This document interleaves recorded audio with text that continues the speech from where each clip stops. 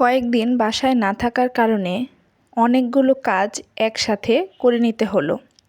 কাজ যতই থাকুক, নিজের সংসারের কাজ নিজ হাতে করে নেওয়ার পর একটা আলাদা শান্তি পাওয়া যায়। তো হ্যালো এভরিওয়ান, আসসালামু আলাইকুম। কেমন আছেন সবাই? আশা করছি সবাই আলহামদুলিল্লাহ ভালো আছেন।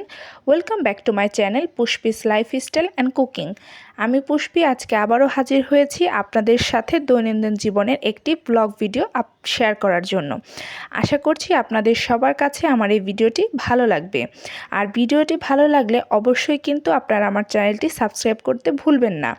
আর চ্যানেলটি সাবস্ক্রাইব করার সাথে সাথে পাশে থাকা বেল আইকনটিতেও একটা ক্লিক করে রাখবেন, যাতে করে পরবর্তী ভিডিও ছাড়ার সাথে সাথে আপনারা নোটিফিকেশন পেয়ে আমার ভিডিওটি দেখে নিতে পারেন। আর আপনাদের মূল্যবান সময় বের করে ভিডিওটি দেখার পর আপনাদের কাছে কেমন লেগেছে অবশ্যই কিন্তু কমেন্ট করে জানাতে ভুলবেন না। তো চলুন তাহলে ভিডিওটা শুরু করা যাক। তো প্রথমেই কিন্তু আপনারা দেখে নিলেন আমার পুরো বাসাটা একদম এলোমেলো। যারা আমার আগের ভিডিও দেখেছেন তারা হয়তো অবশ্যই জানেন যে আমি কিন্তু গত এক সপ্তাহেরও বেশি গ্রামের বাড়িতে ছিলাম। বাবার বাড়ি আর শ্বশুর বাড়ি মিলিয়ে কিন্তু আমি ছিলাম। আর কিছু কিছু ভিডিওতে কিন্তু আমি বিয়ের কিছু ব্লগও আপলোড করেছি। তো আমি কিন্তু মূলত বিয়ের কারণে আর হচ্ছে আমার কলেজের কারণেই গ্রামের বাড়িতে গিয়েছিলাম। গতকালকে রাতেই আমি বাসাতে ব্যাক করেছি। তো বাসায় আসার পর গতকালকে রাতে আমার খুব একটা ভালো লাগেনি, শরীরটা খুবই টায়ার্ড ছিল। আর যেহেতু আমি বিয়েবাড়ি থেকে ডাইরেক্ট চলে এসেছি, এর জন্য খুবই টায়ার্ড ছিল। কয়েকদিন যাবতই ভালোভাবে রেস্ট নিতে পারিনি, শরীরের উপর দিয়ে অনেক রকমের ধকল গিয়েছে। এর জন্য আমি বাসায় এসে বাসার তেমন কোনো কাজই করিনি, কারণ হালকার ওপরে শুধু রান্নাটা করে কোনো মতে শুধু খাবার খেয়ে ঘুমিয়ে পড়েছিলাম। বাচ্চাকে নিয়ে জার্নি করে এসেছি, ভালো লাগেনি রাতে। তো এরপর আমি পরের দিন সকালে আজকে সকালে আমি ঘুম থেকে উঠেছি খুব ভোরে, প্রায় ধরেন 5:30টার দিকে উঠে আমি আমার সব কাজ শেষ করেছি, রান্না থেকে শুরু করে এভরিথিং। যতটুকু কাজ আমি শেষ করলে আমার কাজটা খুবই তাড়াতাড়ি শেষ হবে, ওই পরিমাণ কাজটাই আমি করেছি। তো সকালে উঠে প্রথম কাজ হচ্ছে আমার রান্না করা। যেহেতু গ্যাস থাকে না, এর জন্য আমি সকালে আর দুপুরে রান্নাটা একসাথে করে ফেলি, আর রাতের রান্নাটা আমি বিকেলে কমপ্লিট করি। যেহেতু বাচ্চা আছে, আপনারা হয়তো যারা আমার ভিডিও আগে থেকে দেখেছেন তারা অবশ্যই জানেন। সকালের রান্নাটা শেষ করে আমি আমার ব্যাগপত্র, যেহেতু আসার পরে কালকে আমি কিছুই ধরিনি, তো ওগুলা নিয়ে বসেছিলাম। প্রথমে আমি বাড়ি থেকে আসার পরে যেসব জামা কাপড়গুলো ছিল সবগুলো ব্যাগ থেকে বের করে নিয়ে, যেগুলো আমি একদমই ধরিনি নিয়ে গিয়েছিলাম কিন্তু ব্যবহার করা হয়নি, ওই জামা কাপড়গুলো আমি ওয়ার্ড্রোবে রেখে দিলাম। বাবুর জামা কাপড় সহ আমার জামা কাপড়, আর আমার বাবুর জন্য আমি অনেক জামা কাপড় নিয়ে যাই, কিন্তু বাড়ি যাওয়ার পরে যখন দেখি যে বাচ্চা একদম ময়লা করে ফেলছে, নোংরা করে ফেলছে, তখন আর আমার মনে চায় না যে আমি ওই নতুন জামা কাপড়গুলো তাকে পরিয়ে বের করি।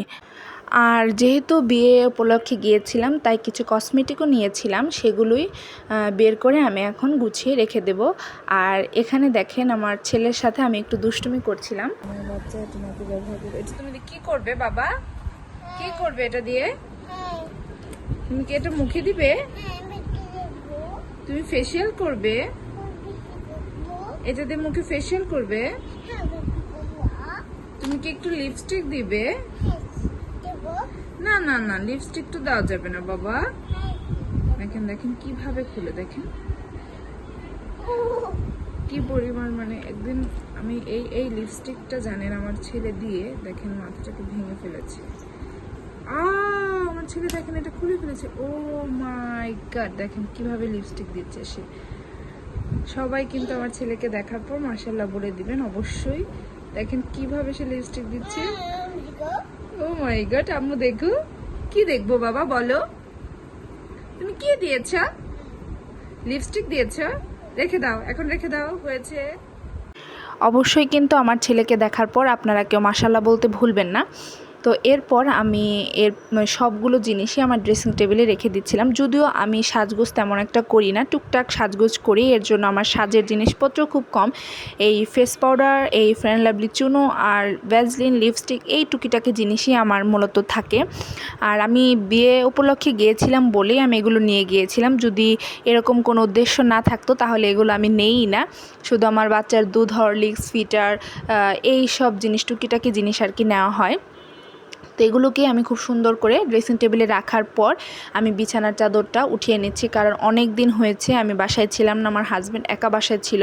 আমার এত সুন্দর চাদর, গোলাপি কালার রং, একদম ব্ল্যাক হয়ে গেছে, যদিও ক্যামেরাতে অত বোঝা যাচ্ছে না, জায়গায় জায়গায় ছোপ ছোপ পড়ে গিয়েছে ময়লার কারণে। না আমি কিন্তু কালকে রাত্রে আসার পরে আমি খাটের পাশটা মুছে নিয়েছিলাম, কারণ একদম ধুলো পড়ে গিয়েছিল। এরপর কথা বলতে বলতে দেখেন আমার বিছানার চাদর উঠিয়ে খুব সুন্দর করে আরেকটা বিছানার চাদর আমি পেতে দিয়েছি, আর আমার ছেলে খুব আরাম করে সেখানে শুয়ে রয়েছে। তো যখন আমি চাদরটা উঠিয়েছিলাম তখন বাহিরে অন্ধকার ছিল, তো ভেবেছিলাম যেহেতু অন্ধকার তো আজকে না হয় এগুলো কিছুই ধুবো না, তাই সবগুলো উঠিয়ে আমি বাহিরে পাশের রুমে রেখে দিয়েছি। তো এগুলো রাখার পর আমি আসি হচ্ছে ঘরটা ঝাড়ু দেওয়ার জন্য, কারণ কালকে এসেছি বাহির থেকে, তখন মা ধুলো বলেছিল, আর অনেক দিন বাসায় যেহেতু ছিলাম না ঘর ওইভাবে ঝাড়ু দেওয়া হয়নি। তো এর জন্য আমি আগে আসি ঘরটা ঝাড়ু দেওয়ার জন্য, হালকা পাতলা করে ঝাড়ু দেবো, পরে আমি একদম মুছে পরিষ্কার করে নেব, যেহেতু কাজ আমার এখনও শেষ হয়নি। তো এইগুলো কাজ করার সময় দেখলাম যে বাহিরে আবার একটু রোদ বের হয়েছে। রোদ দেখার পর আমার মনটা আসলে মানলো না, মনে হলো যে এখনই আমি জামা কাপড়গুলো না ধুয়ে দিলে আমার ভালোই লাগবে না। আর জামা কাপড় কিন্তু আমার অনেকগুলো জমে গিয়েছে, এই কয়েকটা জামা কাপড় না, আরও অনেক জামা কাপড় আমার ধুতে হবে। তো এর জন্য আমি ওগুলো সব ভিজিয়ে রেখে এসেছিলাম। ভিজে রেখে এসে দেখেন বাথরুমে 3 বল কাপড় চোপড় হয়েছে, 2টা বালতি, 1টা বল জামা কাপড় হয়েছে।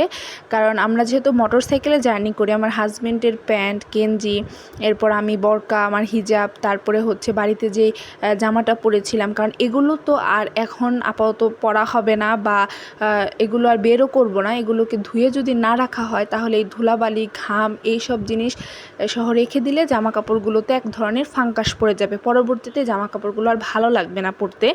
এই জন্যই আমার আসলে এগুলো ধোয়া। তো এগুলো ধোয়া কমপ্লিট করব। এই ধুতে যাওয়ার সময় দেখি যে আকাশটা এমন অন্ধকার হয়েছে, কি বলবো, অন্ধকার দেখে তো আমার খুবই আফসোস হচ্ছিল, কারণ এতগুলো জামা কাপড় তো বেলকনিতে দেওয়া সম্ভব না। সবগুলো ভেবেছিলাম ছাদে দেব, কিন্তু কি আর করার, তারপরেও আমি জামা কাপড় যেহেতু ভিজিয়েছি সবই ধুয়ে নিয়েছিলাম, ধুয়ে নিয়ে আমি ছাদেও গিয়ে এগুলোকে মেলে দিয়েছি। যখন গিয়েছি তখন তো আরও বেশি অন্ধকার ছিল, মনে হচ্ছিল এখনই মনে হয় বৃষ্টিটা নামবে। তো আমি খুব দ্রুতই কাজগুলো করেছি, কারণ আমার প্রচুর ঘুম পাচ্ছিল, শরীরটা অনেক টায়ার্ড ছিল। যত তাড়াতাড়ি আমার কাজ শেষ হবে তত তাড়াতাড়ি আমি একটু ঘুমাতে পারবো। আর কালকে জার্নি করে এসেছি, রাত্রে ঘুমাতেও দেরি হয়েছে, আবার খুব ভোরে উঠে গিয়েছি এর জন্য। তো জামা কাপড়গুলো সবগুলো ধুয়ে 2 বালতি জামা কাপড় হয়েছে, আমি এগুলোকে নিয়ে ছাদে চলে আসি। তো দেখেন আকাশের অবস্থা, এই আকাশ দেখেও আমি আজকে জামা কাপড়গুলো ধুয়েছিলাম। ছাদে যাওয়ার পরে সূর্যি মামাকে বলছিলাম যে তুমি সূর্যি মামা একটু রোদ দাও, জামা কাপড়গুলো হালকা পাতলা ঝরঝরা হলেই হবে, বৃষ্টি নামলে এতগুলো জামা কাপড় আসলে কোথায় দিব, মানে দেওয়ার কোনো জায়গা নেই। তো এই তো আমার ছাদটাও হালকা করে দেখিয়ে দিলাম, এই জামা কাপড় সবগুলো আমি মেলে দেব। তো সবগুলোই আমার একদম ছাদে মেলা হয়ে গেছে। এখন আমার আজকের মতন আপাতত কাজ শেষ, আজকে আর কোনো ধরনের কাজ করব না, আজকের মতন এখানেই আমি কাজ স্টপ করে দিয়েছি। আমি এখন আজকে সারাদিন রেস্ট করব, আবার যেহেতু আমার দুপুরে রান্না করতে হবে তো ওই প্রিপারেশনও নিতে হবে। তো আজকের মতন আমি এখানেই ভিডিওটি শেষ করছি। সবাই ভালো থাকবেন, সুস্থ থাকবেন, আর অবশ্যই কিন্তু আমার চ্যানেলটা সাবস্ক্রাইব করতে আপনারা ভুলবেন না। আর আমার ভিডিওটি একদম না টেনে শেষ পর্যন্ত দেখে নেবেন, আমি আশা করব আপনাদের কাছে আমার ভিডিওটি অবশ্যই ভালো লাগবে। তো সবাই ভালো থাকবেন, সুস্থ থাকবেন, আল্লাহ হাফেজ।